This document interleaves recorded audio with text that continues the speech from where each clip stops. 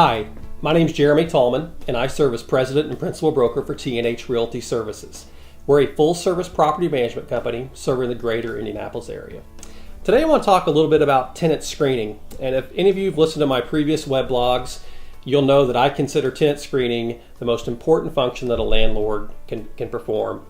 And basically it's because past performance is the best indicator of future performance. So if you screen someone and they prove to be very highly qualified, generally speaking, they're going to perform well for you as a tenant as well. Now, there are exceptions. Unfortunately, people lose jobs, divorce happens, sickness happens, and in those cases, a tenant that was very qualified at one point could all of a sudden, that tenancy could go south very quickly. So nothing's guaranteed. There's no magic bullet there at all. But generally speaking, if someone screens out well for you, then they're going to perform well for you as well. So what goes into proper tenant screening? There's several things that go into it.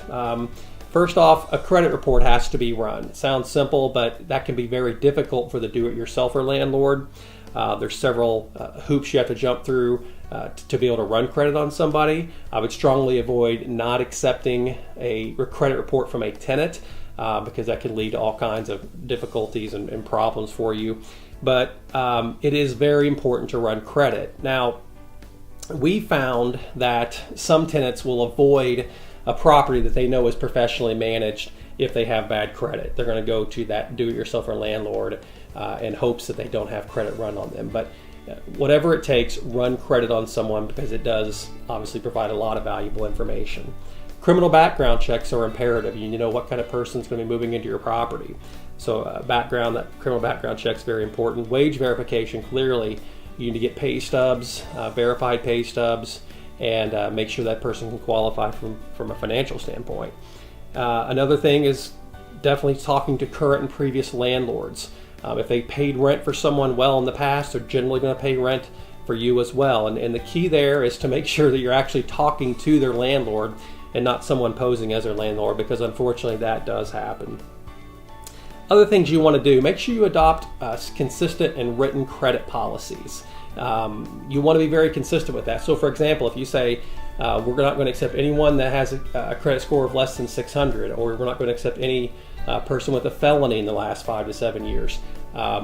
You can do that, but you just want to be consistent across the board. And then obviously, the fair housing laws. Those are important that you follow those for many reasons there as well.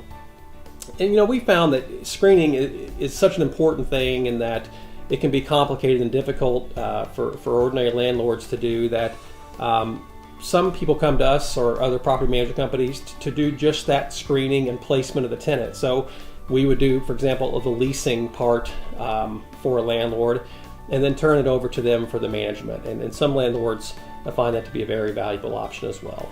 Again, this is Jeremy Tallman with T&H Realty Services. If you have any questions whatsoever, please feel free to call us. And thanks for listening.